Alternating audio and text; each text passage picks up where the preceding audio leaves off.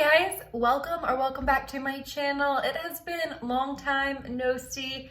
It's me, it's not you, it's me.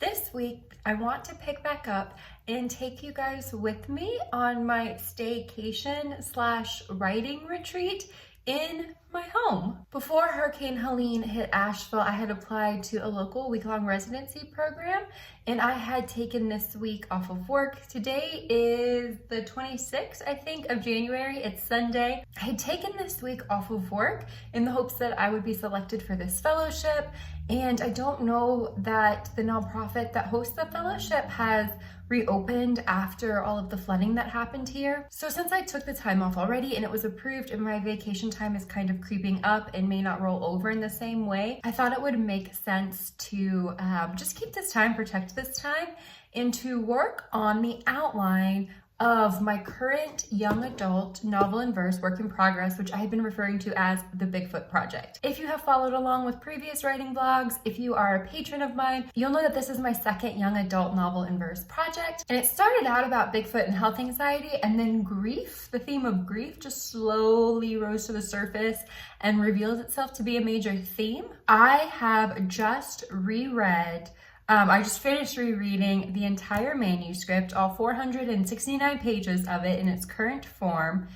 It's hard to say if this is a first or second draft. Technically, it's a second draft that I've completed because the first draft I wrote, I think, the summer of 2022 when I was on submission for my first published young adult book, 4 months past Florence. The irony that I wrote a book about a hurricane, having lived in Wilmington, and then the worst hurricane I've ever experienced happened in Asheville. But I wrote that first draft back in the summer of 2022, have not touched it until I picked it back up January 2024 and rewrote a second draft.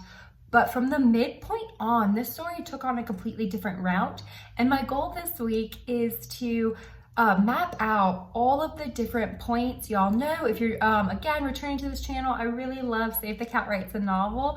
My goal with my Monday through Friday off is to treat this time at home as a staycation, a writing retreat, and get everything mapped out for what will be my second or third draft, depending on how we count. So if you're interested in following along for the week, like, subscribe if you haven't already. Today I'm counting as day 0 because I did just finish reading through the novel, and tomorrow morning is going to start the heavy duty deep dive of how to rebuild the structure of the plot from here on out. As a side note though, since today is Sunday the 26th, the Bills are playing the Chiefs, and if you guys don't know, I married into a really big Bills family, so my husband's like, he's very nervous. He's very nervous. If he's cool with that, I may see if we can get some footage later tonight of us watching the game. So, no writing tonight. We'll pick back up tomorrow. This is just the preface. This is day 0, and we'll follow along and see where we're at by Friday or Monday of this week. Here is the big binder of my project. I don't want to reveal the title yet because I think it's actually really good, and I'm excited to show you guys, but these are all of the notes. There are so many editorial notes in the margins. If you're wondering why so much of the paper is pink, it's because your girl used what she could find in the supply closet at work. Nice. Don't jinx it.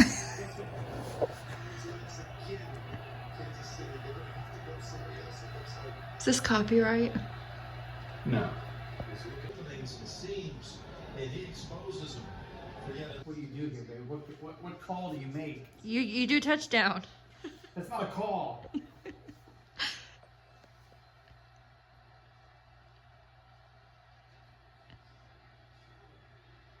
Go!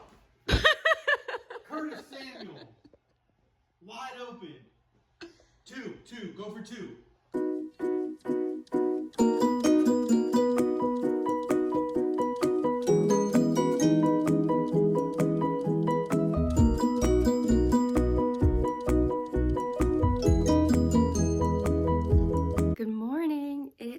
Monday, January 27th.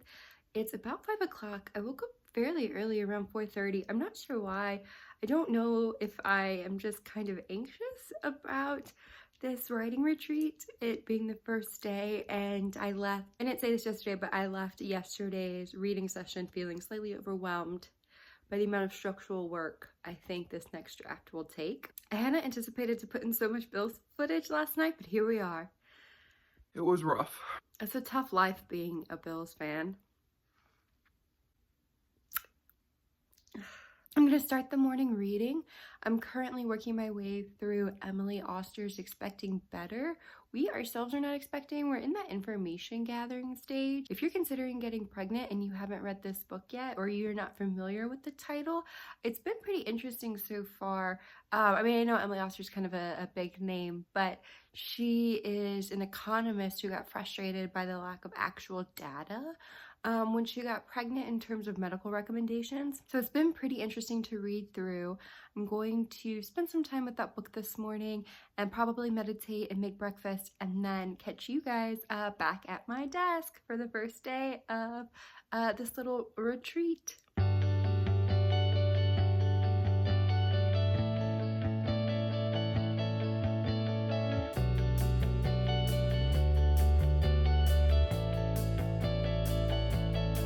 My goal for this week is to have this next draft, which I think I mentioned, right? It's kind of this weird in between. Is it a second draft? Is it a third draft? I'm not really sure. 2.5 maybe. But I want to have, if not necessarily like every single scene mapped out, I want beat by beat mapped out for when I write this next draft. Like I mentioned before, at the midpoint defeat, this draft really went in a different direction than I had originally anticipated, but I think it has a lot more emotional resonance. That just means that there's so much scaffolding in this next draft that's gonna have to happen to get the first half to be the same story. And I'm looking at some notes here when I read through this most recent draft in preparation for this week.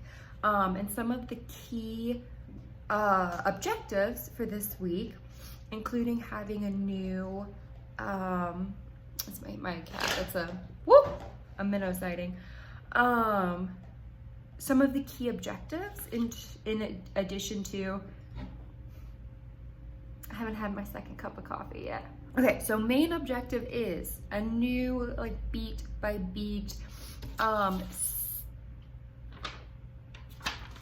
what am I trying to say, you guys? Essentially, I just want like the beats mapped out, and not even just the 15 beats and save the cats. I want it slightly more granular, right? Like I want to know what each subplot, where each subplot is at every single beat. I also need a timeline. I know this happens in the fall, and it's leading up into winter. Winter has some huge deadlines and a huge implication for the sense of urgency for finding Bigfoot, because certain national parks will close down or become like ski resorts over the winter. So there are seasonal and imagery markers throughout this book, right, in the current draft, but I need a better sense of the actual timeline.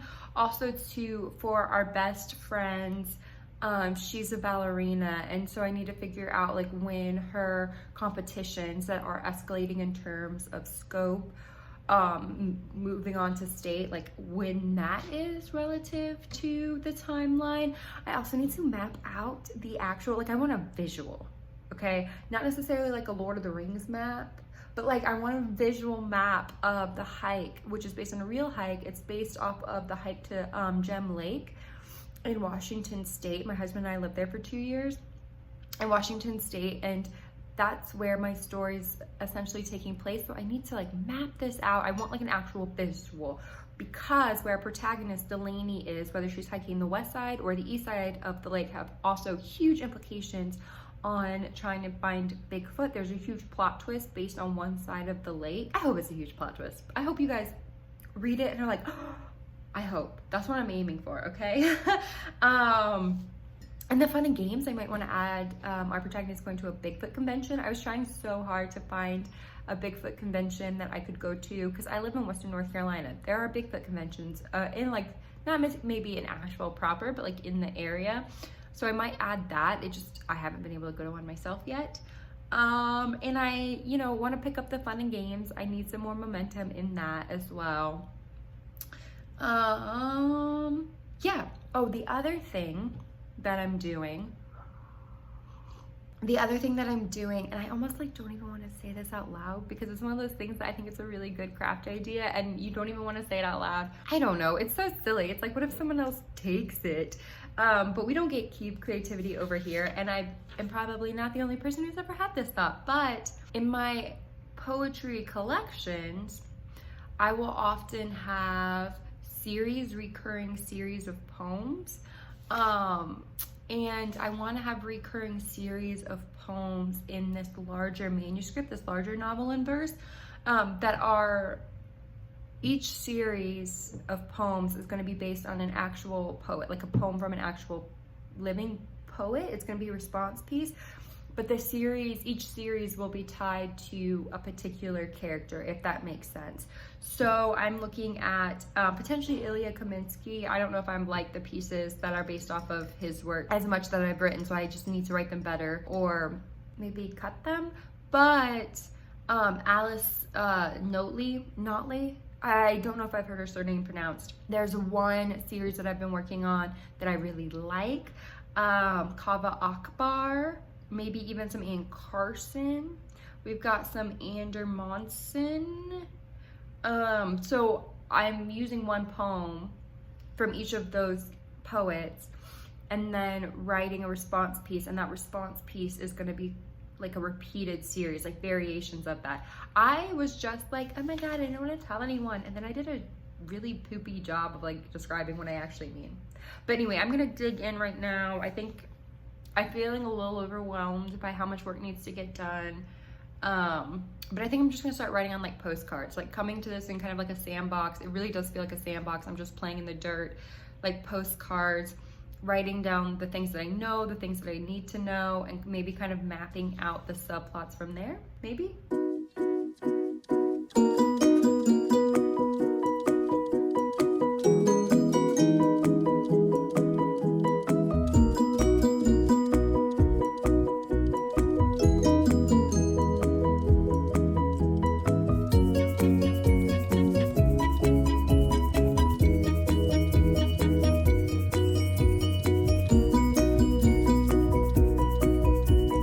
We're making some real professional progress with the map.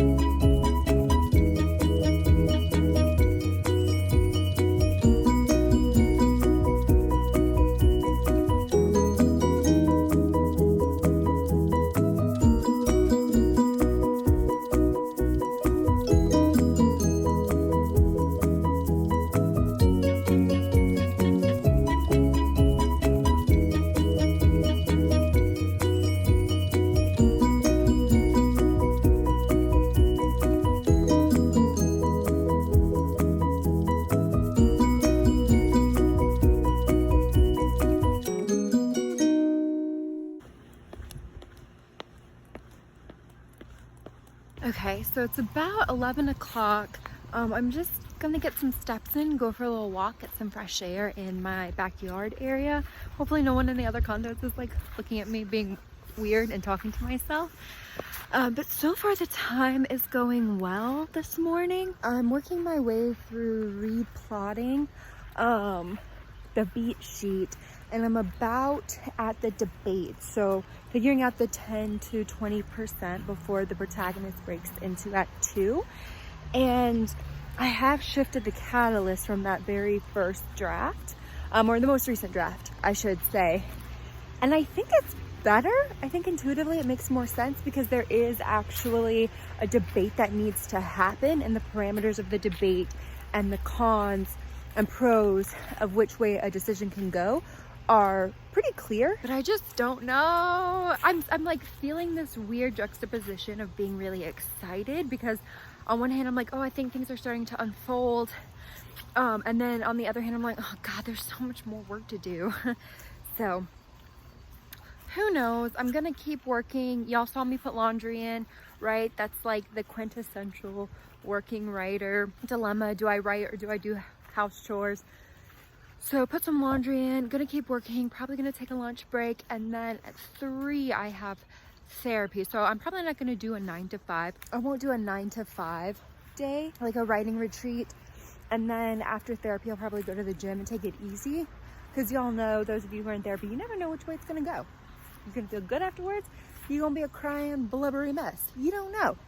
So I'll check in the afternoon and give you a wrap up on the first day of the writing retreat.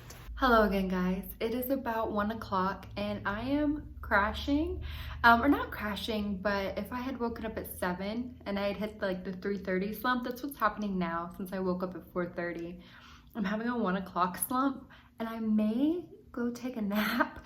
That might bring me the most joy in this moment, especially because I don't have the luxury of taking naps very often, and I'm using vacation time today, so I might go nap before therapy, especially if we go to the gym afterwards. One thing did occur to me though that I wanted to share with y'all. Here is a chart in Save the Cat, oops, that lists your plot. Oops.